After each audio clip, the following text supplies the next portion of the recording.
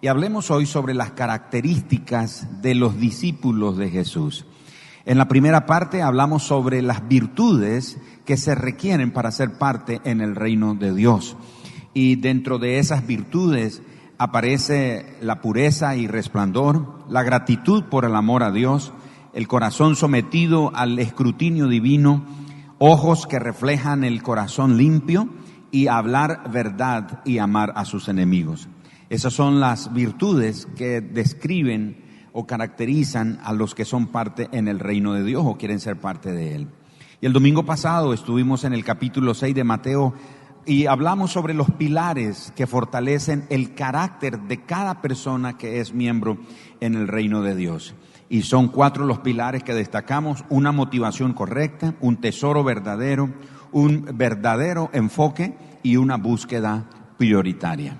Hoy llegamos a la parte final de este sermón que Jesús presentó en el momento inaugural de su ministerio.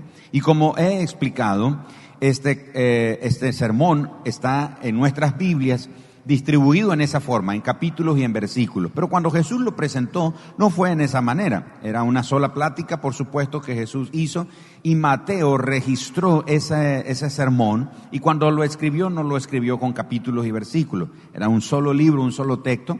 Los traductores lo han hecho de esa manera para que nosotros tengamos una mejor comprensión. Así que hemos aprendido que para permanecer en el reino de Dios, se requiere un nuevo nivel, un estándar nuevo en la relación con Dios, en la relación con nuestro prójimo, en cómo usamos las cosas materiales en nuestra vida privada, en nuestra vida pública, en lo moral, en lo ético, en el carácter, la vida espiritual, en fin, en muchos aspectos hemos visto que este estándar nuevo que Jesús presenta. Y vemos en el capítulo 5, Jesús hace referencia a cosas como oísteis que fue dicho, pero yo os digo. Jesús presentándonos un estándar más alto, más elevado, y que por supuesto nosotros no podemos cumplir. Necesitamos la gracia de Dios en nuestra vida para poder hacerlo.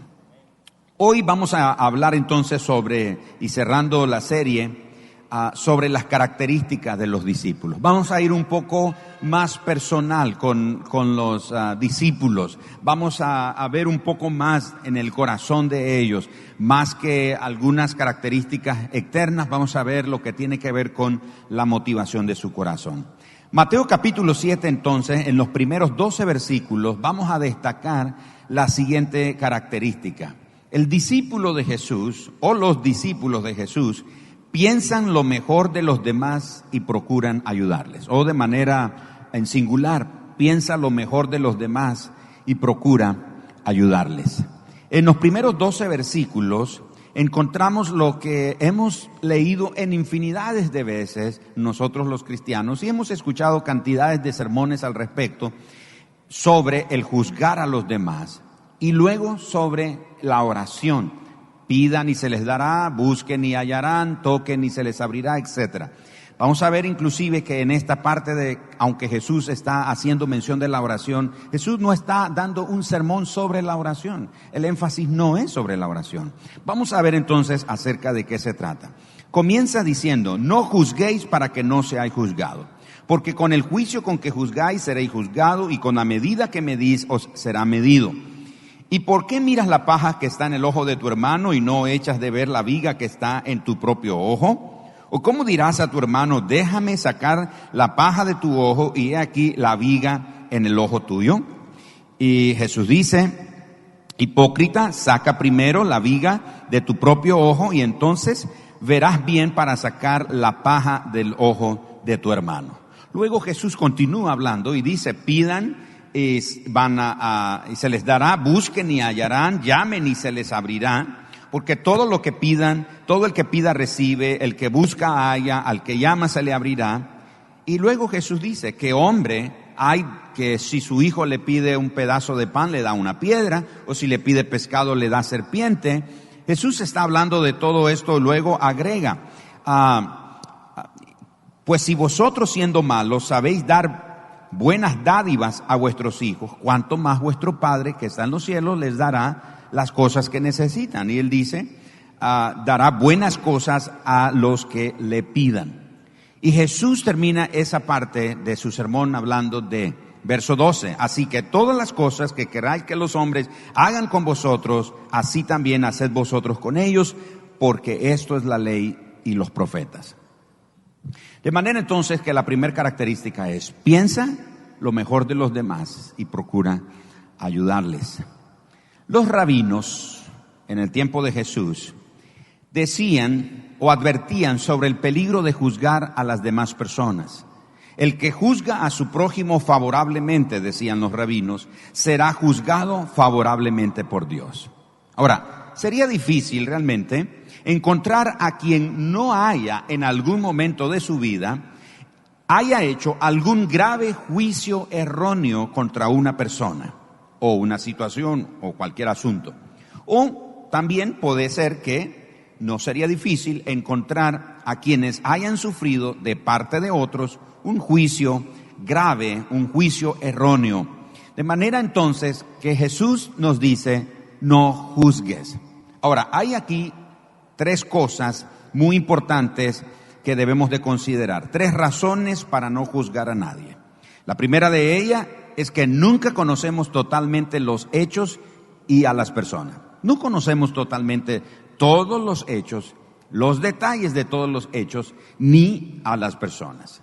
La segunda razón por la que no debemos de juzgar es: no es imposible ser imparciales en nuestro juicio. Es decir, tenemos la tendencia a inclinarnos a un lado o a otro en una situación particular. La tercera razón por la que no se debe de juzgar es que nadie es lo bastante bueno para juzgar a otro. Nadie es lo bastante bueno para juzgar a otro. Lo cierto es que todas las personas tienen algo bueno en ellos.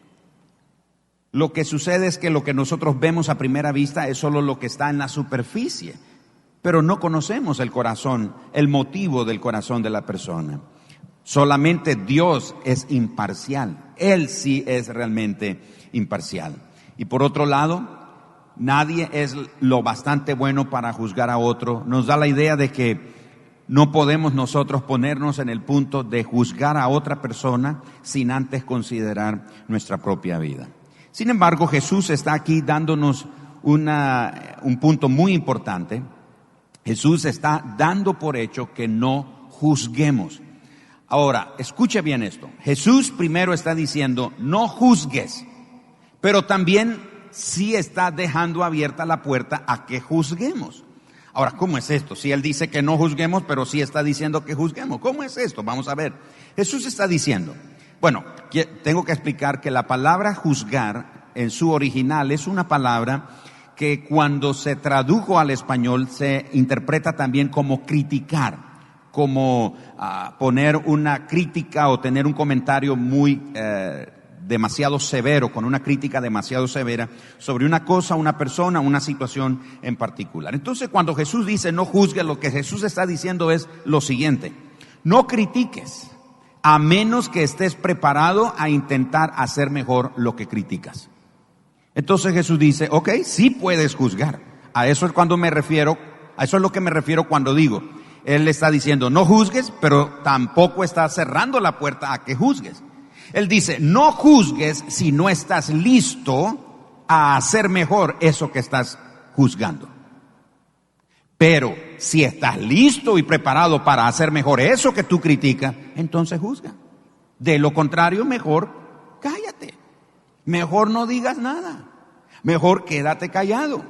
Tenemos mucho que hacer para poner en orden cada uno nuestra propia vida sin ponernos a ordenar criticonamente la vida de las demás personas.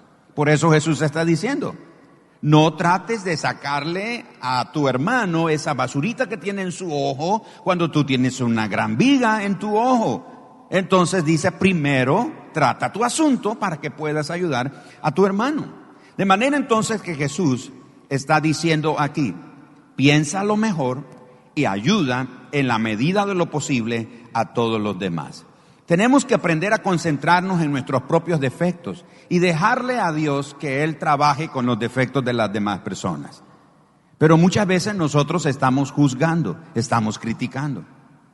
Entonces, si no estamos preparados para hacer mejor lo que se está criticando, es mejor no abrir la boca, es mejor quedarse callado, porque no tenemos la autoridad para criticar, no tenemos la autoridad para juzgar, porque no queremos hacer mejor lo que se está juzgando. De manera entonces que luego Jesús nos lleva, después de decirnos eso, ¿quieres juzgar? Haz mejor entonces lo que estás juzgando o criticando. ¿No puedes hacerlo? Quédate callado.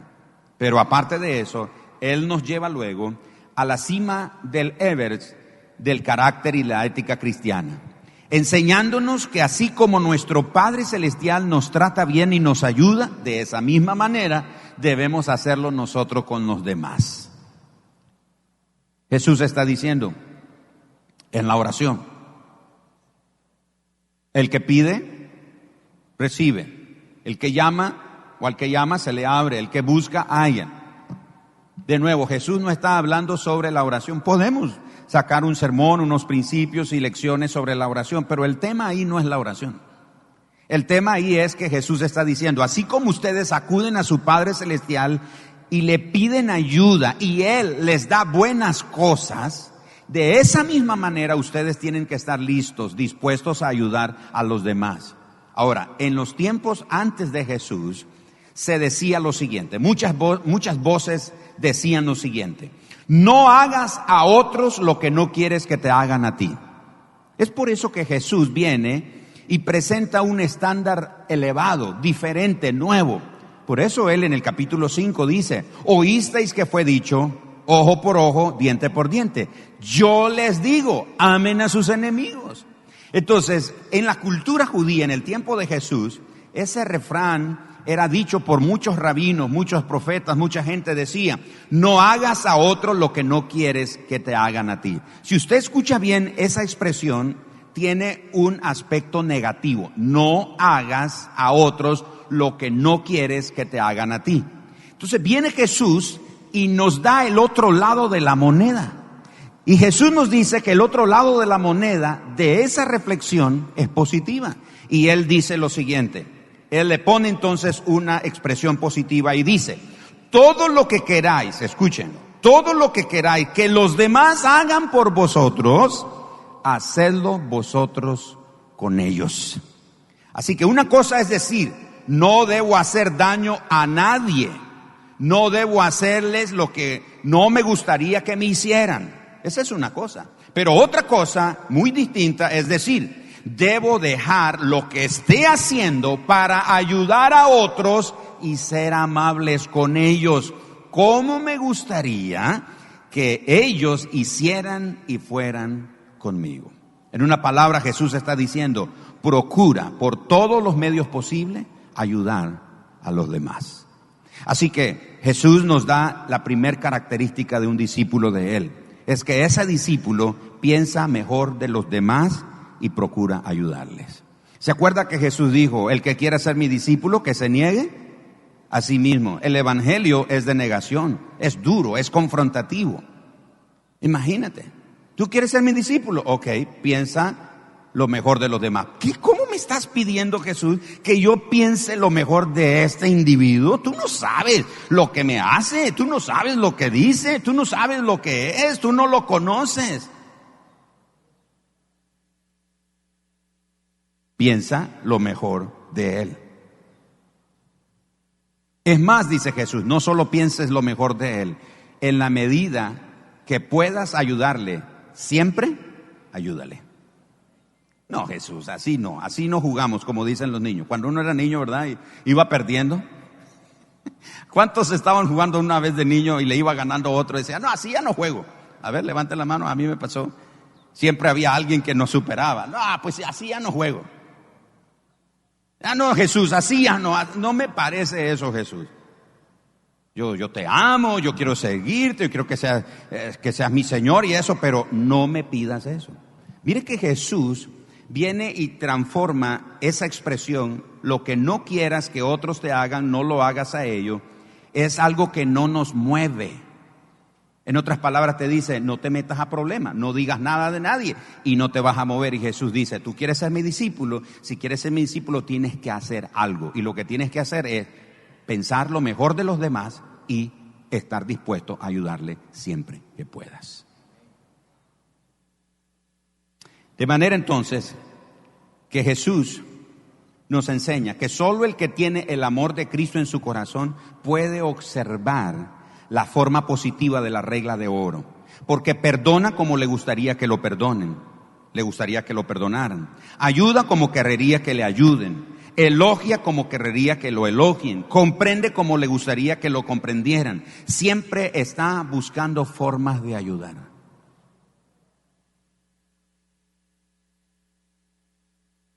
¿Queremos realmente ser discípulos de Jesús?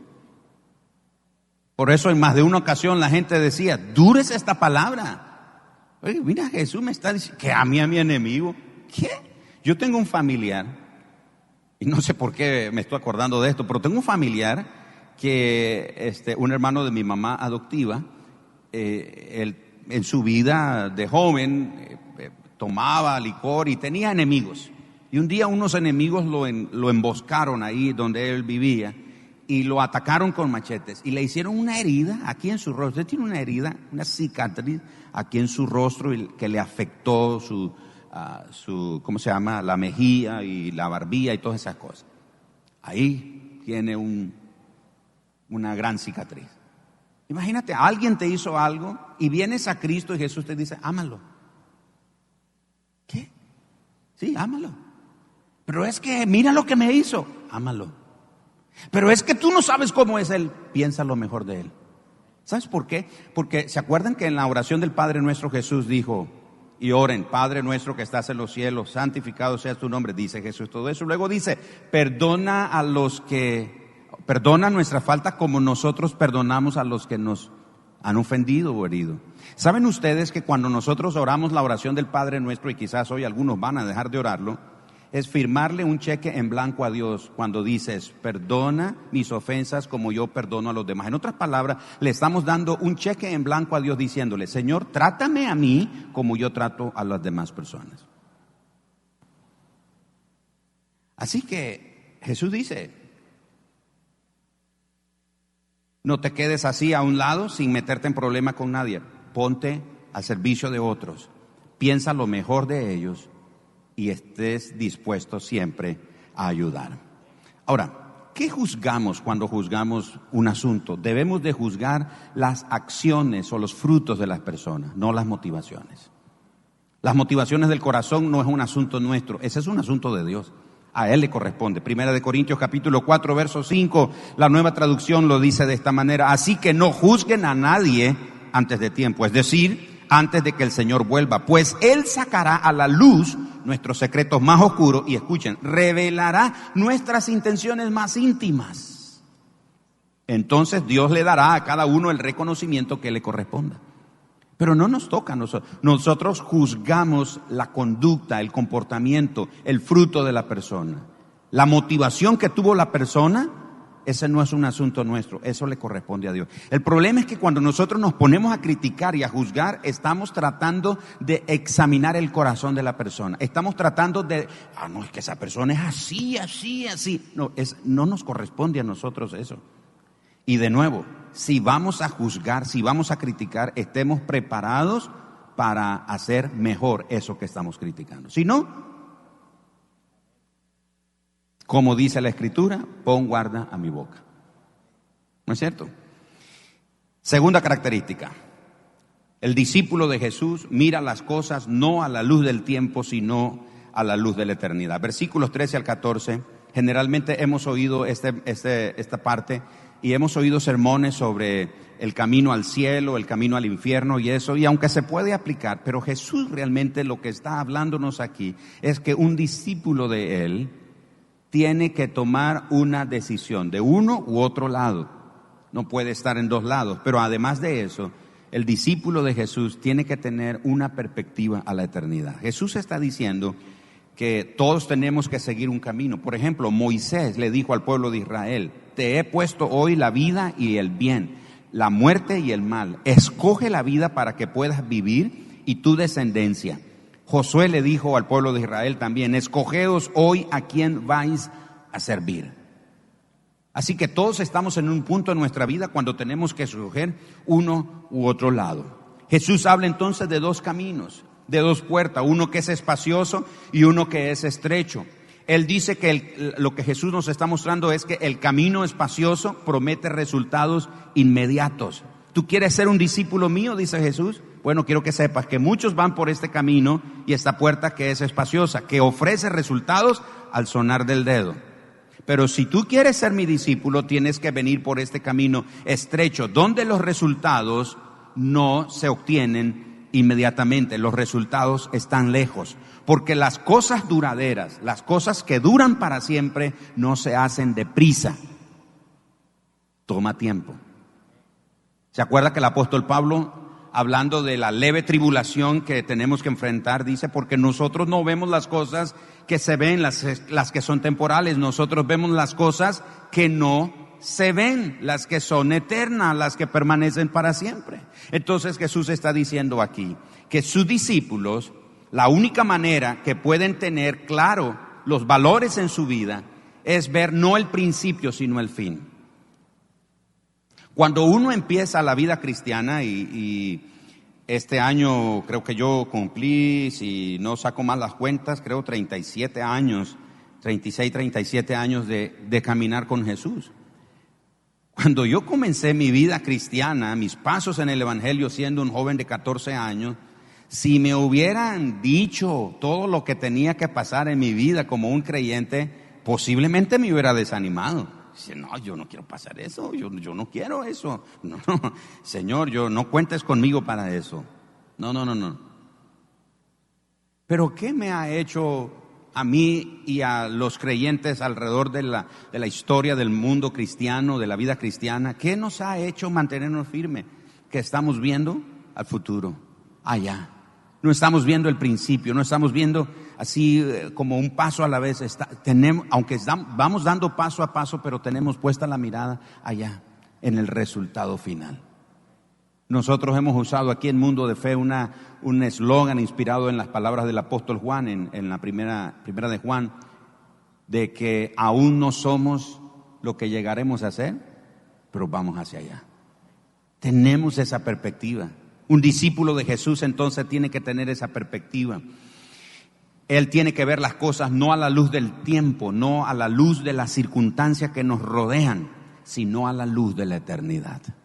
Leyendo esta semana de nuevo la historia de Josué, una de las historias que más me cautiva a mí cuando las leo en la Biblia, porque cada vez que la leo encuentro algo interesante.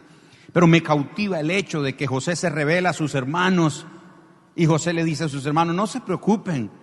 No me mandaron ustedes aquí, no me vendieron ustedes, no me hicieron mal ustedes. Dios me envió delante de ustedes. Él me mandó delante de ustedes para preservación de vida de muchos.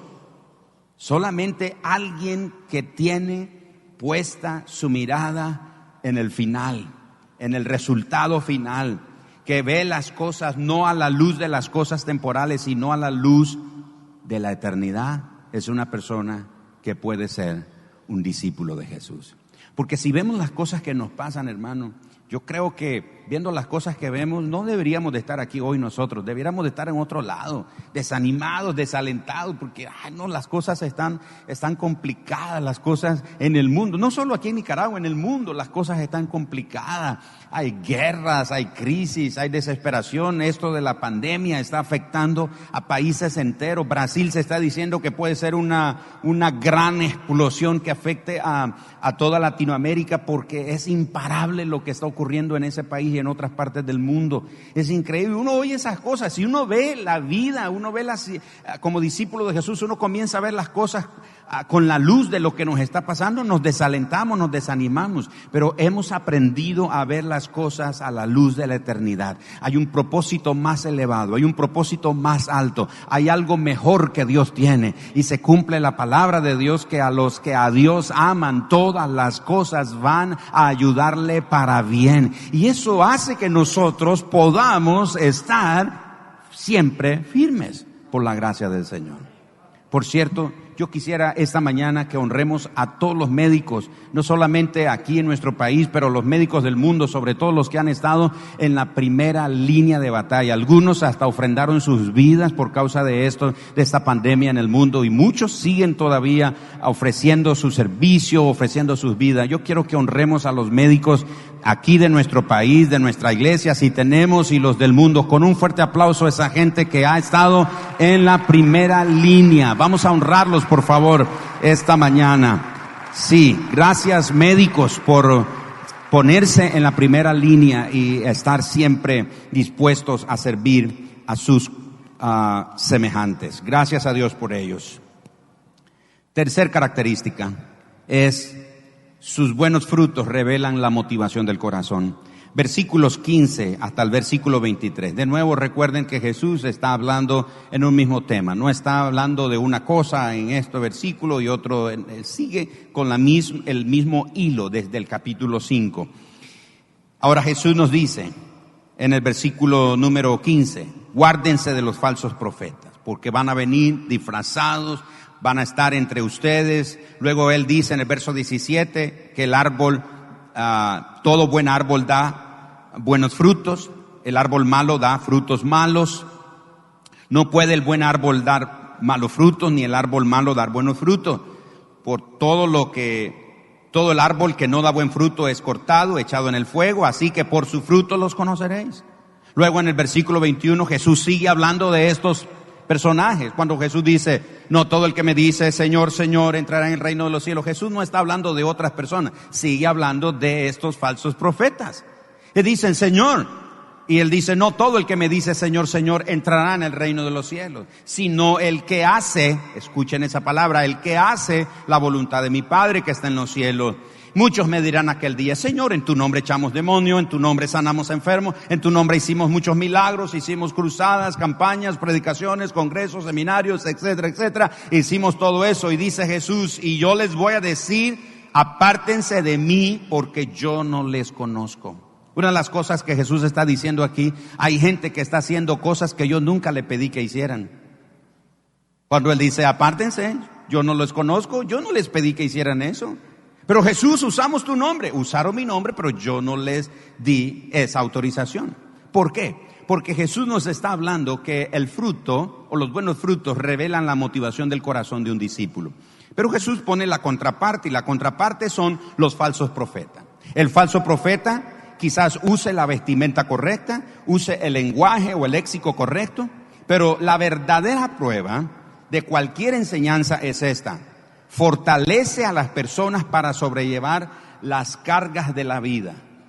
Una enseñanza que es genuina, que tiene como fundamento Dios o Jesucristo, es que fortalece la vida de las personas, les ayuda a sobrellevar las cargas y también les ayuda a correr el camino del deber cristiano. De manera entonces que Jesús nos habla aquí del falso profeta o los falsos profetas, que no necesariamente son profetas. Puede ser un predicador, puede ser un maestro, un evangelista, un apóstol, un profeta como tal, alguien que haga algo o que enseña la palabra del Señor. Y Jesús dice que el defecto básico del falso profeta es el propio interés que tiene. Y él dice que el falso profeta usa la enseñanza no para ayudar a otros, sino para ver qué puede obtener. Ahora, hay tres características que un falso profeta revela que está dominado por el interés propio. ¿Cuáles son esas tres características? Número uno, la ganancia. Tiene una ganancia de por medio. ¿Cuánto voy a ganar en esto? ¿Cuánto me van a dar? El prestigio es la otra. Y el tercero, transmitir sus propias ideas. Así que hay tres características que revelan que un falso profeta tiene una motivación de interés propio: por la ganancia, por el prestigio y por compartir sus propias ideas. A mí me ha pasado que me han invitado a lugares a compartir y no ha faltado uno que otro, no voy a decir que siempre, pero han habido lugares donde después de que me dan los detalles de fechas, lugares, temas, etcétera, etcétera, el que está hablando conmigo puede ser el pastor o alguien que ese pastor encomendó, el pastor, pero una última cosa, sí, es fuera de todos los detalles del evento, dígame, es que le queríamos preguntar cuántos son sus honorarios. Digo, ¿honorarios? ¿De qué? Dice, no, queremos saber cuánto nos va a cobrar. Y digo, no, yo no tengo una tarifa. Si es un mensaje evangelístico, tanto. Si es una conferencia de liderazgo, pues esa es un poco más. O si es una predicación con milagros y sanidades, esa todavía es. No, yo no tengo eso. Si tiene una ofrenda, pues la palabra de Dios dice que el obrero es digno de su salario. Si me va a invitar a predicar y quiere darme una ofrenda, la recibo. Es una manera de honrar al que lleva la palabra. Pero no voy por eso. Esa no es mi motivación. No es como, hermano, bueno, tendría mucho que decir sobre eso, pero no viene el caso ahora. No quiero desviarme. Pero esas son las 3 cosas o 3 características que revelan a un profeta o falso profeta que tiene interés propio: ganancia, prestigio y transmitir sus propias ideas. El verdadero profeta se caracteriza por eso. Primero, él escucha a Dios antes de hablar a los hombres. Escucha a Dios. ¿Qué está diciendo Dios? Segundo, él nunca olvida que él es solo una voz que habla de parte de Dios. Es solo ese instrumento por medio del cual Dios se humilla, Dios, por decirlo de esa manera, en el buen sentido, humillan, porque nos usa a nosotros. ¿Qué somos nosotros para que el eterno Dios nos use? ¿Quiénes somos nosotros? Entonces somos esa voz. Eso dijo Juan el Bautista. ¿Eres tú el Cristo? Y dijo Juan, no, yo no soy. ¿Y quién eres? Soy una voz que clama en el desierto: preparen el camino del Señor. El verdadero profeta también reconoce que él es solo un canal por medio del cual el fluir de la gracia de Dios toca a la vida de las personas. Pero no es él.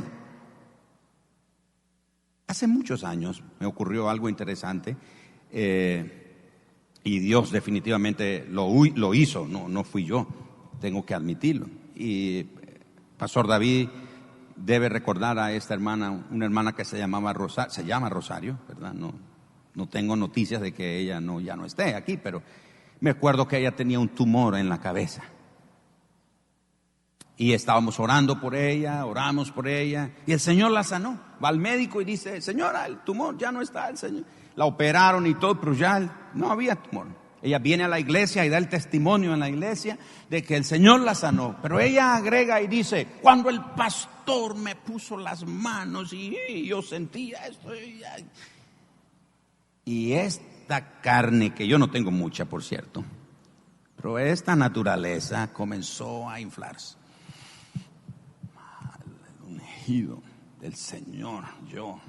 Y ahí está la mujer dando el testimonio que el Señor la sanó cuando yo la toqué y esto y allá. Y entonces cuando ella va caminando, yo, estoy hablando de mi yo, de mi ego, siento que voy a llamarla para ponerle otra vez la mano y que la hermana caiga ahí en el poder del Espíritu. Y todos digan, wow, hay pastor ungido en esta casa. Pero mi pensamiento fue lento a la velocidad, comparado a la velocidad del Espíritu Santo, que me dijo, si lo haces, te avergüenzo.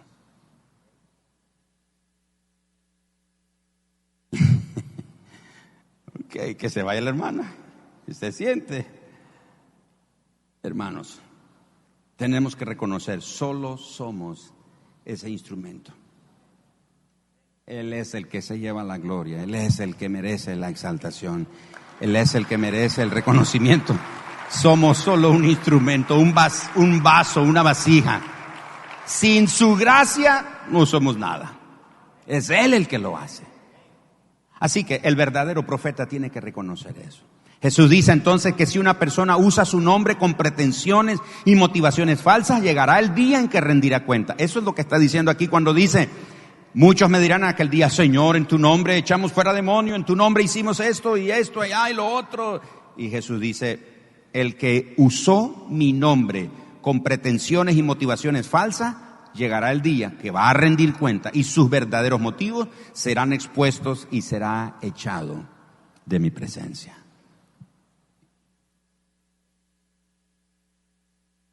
Porque los buenos frutos revelan la motivación del corazón. La motivación de una persona se demuestra en su conducta. Las palabras bonitas no ocupan el lugar de las obras verdaderas. Solo se demuestra el amor a Dios mediante la obediencia. Es como la gratitud, dice el libro de Hebreos, capítulo 13, si no me equivoco. Dice que recibimos un reino inconmovible. No es 13, capítulo 12, si no me equivoco. Ayúdenme. Dice, a mí también se me olvidan los versículos, hermano, no crean. Dice, hemos recibido un reino inconmovible mediante el cual sirvamos con gratitud. ¿Cuál es el principio ahí? El principio es, si yo estoy agradecido, ay hermano, usted no sabe qué agradecido estoy con Dios. Uy, no tengo cómo pagarle al Señor. Pero nunca hace nada en la obra de Dios. Nunca se involucra, nunca sirve. Entonces no diga que está agradecido, porque la manera de agradecer al Señor es su servicio. El principio ahora es parecido. Jesús dice, ¿dices que me amas? Guarda mi mandamiento, obedécelo. ¿Cómo sabes que me amas si me obedeces? Ay, Señor, cuánto te amo, pero no lo obedecemos. Ay, Señor, tu amor por mí me sumerge, me hunde, Y dice yo, bueno, obedéceme si me amas. Jesús entonces dice que solo se demuestra el amor de Dios mediante la obediencia. Porque recitar un credo es fácil, pero vivir la vida cristiana sí que es difícil. Y lo que hemos estado viendo estos días, estos domingos sobre el Sermón del Monte, es cierto, es difícil.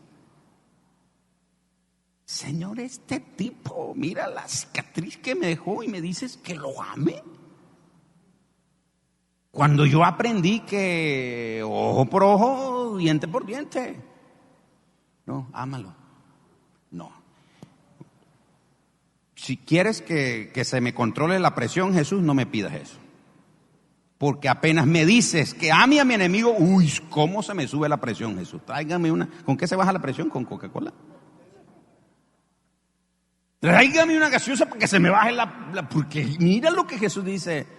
Que ame a mi enemigo, que ore por los que me maldicen, que los bendiga, que les sirva, que piense mejor de las demás personas. Y que si encima de eso les puedo ayudar, no de vez en cuando, siempre que les sirva. No, olvídate, Jesús, conmigo no cuentes.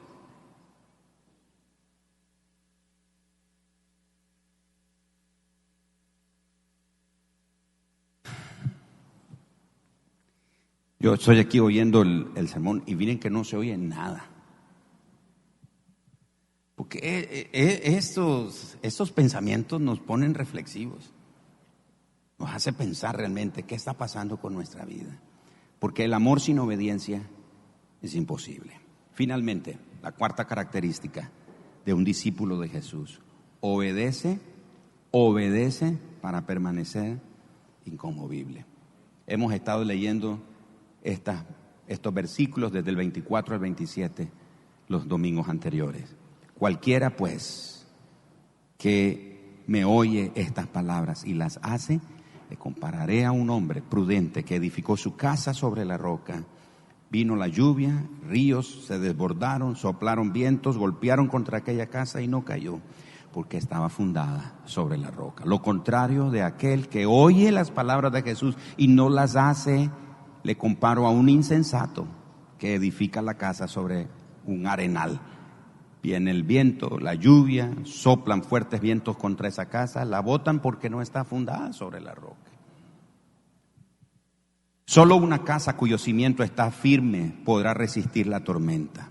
Solo una vida cuyos cimientos sean estables podrá superar las pruebas de la vida cristiana.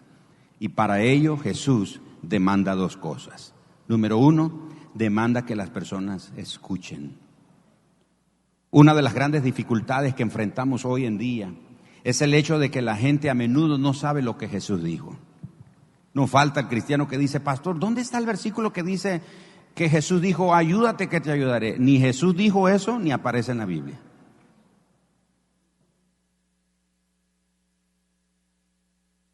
Entonces, a menudo muchos no saben lo que Jesús dijo, ni saben lo que la iglesia como cuerpo de Cristo enseña.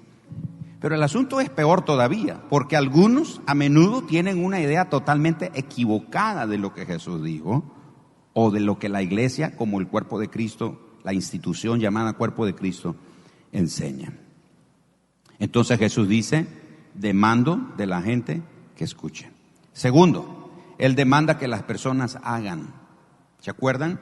El aspecto negativo, no hagas lo que no quieres que otros te hagan a ti. Eso significa no hagas nada. Jesús dice, no, yo quiero que hagas. Si quieres que lo que otros te hagan a ti, que te traten bien, yo quiero que tú lo hagas primero. El conocimiento llega a ser valioso cuando se traduce en acción. Es perfectamente posible sacar una nota sobresaliente en un examen de ética cristiana, pero no ser cristiano. En Estados Unidos y en otras partes del mundo hay universidades donde las universidades ofrecen clases de teología y los alumnos no nacidos de nuevo, no cristianos, van y pasan con excelentes notas, pero no son cristianos. No tiene mucho sentido acudir a alguien por un consejo a menos que uno no esté preparado para poner en práctica el consejo. Pero hay miles que escuchan la predicación de Jesús todos los domingos. Alrededor del mundo, millones escuchan el mensaje de Jesús domingo a domingo. Tienen suficiente conocimiento de lo que Jesús ha enseñado, pero se esfuerzan poco o nada para poner en práctica lo que han aprendido de Jesús. Así que si queremos ser discípulos de Jesús, debemos oír y hacer. Pero aquí surge una pregunta: ¿habrá alguna palabra que resuma o una estas dos palabras, oír y hacer? Y la respuesta es sí, sí existe una palabra. ¿Cuál es esa palabra? Obediencia. Oír y obedecer se resume en obedecer. Así que Jesús dice, el que obedece mis palabras, eso quiere decir el que oye y hace mis palabras, el que obedece mis palabras, es como el que edifica la casa sobre la roca, será inconmovible. Jesús asegura que obedecerle es el único cimiento seguro de la vida y que su promesa es que la vida que se basa en la obediencia a Él está a salvo, vengan las tormentas que vengan. Termino con Juan capítulo 14, versículos 21, 23 y 24. Leo de la Nueva Traducción Viviente. El que realmente me ama, conoce mis mandamientos y los obedece. Mi Padre amará al que me ame, y yo también lo amaré y me mostraré a él. Verso 23. El que me ama obedecerá mis enseñanzas. Mi Padre lo amará, vendré a él y viviremos con él. Verso 24. El que no me ama no obedecerá mis enseñanzas. Las enseñanzas que ustedes han escuchado no son mías, dijo Jesús, sino de mi Padre que me envió. Jesús nos dio todo lo que había en el corazón de su Padre. Y mis hermanos, no estoy aquí hoy para presentarles un mensaje con un enfoque histórico de lo que pasó allá en aquel monte, Jesús hablándole a la gente. Porque lo cierto es que ese día, aunque no estuvimos físicamente nosotros, al haber escuchado la palabra estos días, somos partícipes de las demandas que Jesús puso sobre aquella gente en aquel día. Y es para nosotros. No sé cuántos de ustedes quieren ser creyentes inconmovibles. La única manera de ser un creyente que no se mueve por nada es que obedece a Jesús. Y el que obedece a Jesús es porque lo ama.